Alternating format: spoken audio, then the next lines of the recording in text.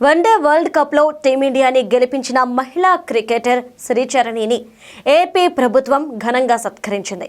ప్రపంచ కప్ విజయం తర్వాత తొలిసారి రాష్ట్రానికి వచ్చిన శ్రీచరణిని రాష్ట్ర మంత్రులు స్వయంగా రిసీవ్ చేసుకున్నారు. ముఖ్యమంత్రి చంద్రబాబు, మంత్రి నారా లోకేష్ ను కలిసిన శ్రీచరణికి రాష్ట్ర ప్రభుత్వం భారీ ప్రోత్సాహకాలు ప్రకటించింది. వరల్డ్ కప్ ఫైనల్లో టీమిండియా విజయంలో కీలకంగా వ్యవహరించిన ఆంధ్ర క్రికెటర్కి ఏపీ ప్రభుత్వం 2,50,00,000 రూపాయల నగదు బహుమతి ప్రకటించింది. క్యాష్ ప్రైజ్ మనీతో పాటు ఆమెకు రాష్ట్ర ప్రభుత్వంలో గ్రూప్ 1 హోదాతో ఉద్యోగం, కడపలో ఆమెకు ఇంటి స్థలం ఇస్తామని ప్రకటించారు.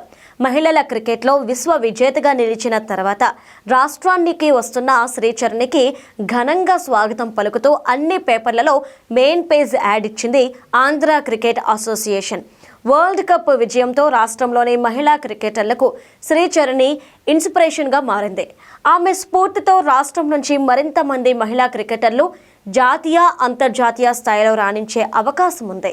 రాష్ట్రంలో ప్రభుత్వంతో పాటు ప్రజల నుంచి వస్తున్న ప్రోత్సాహం, అభినందనలు చూస్తుంటే తనకు ఎంతో సంతోషంగా ఉందని తెలిపారు శ్రీచరణి. చిన్న వయసులో మేనమామ దగ్గర క్రికెట్ నేర్చుకున్న శ్రీచరణి ఆంధ్ర క్రికెట్ అసోసియేషన్ ట్రైనింగ్తో జాతీయ జట్టుకు ఎంపికయ్యారు.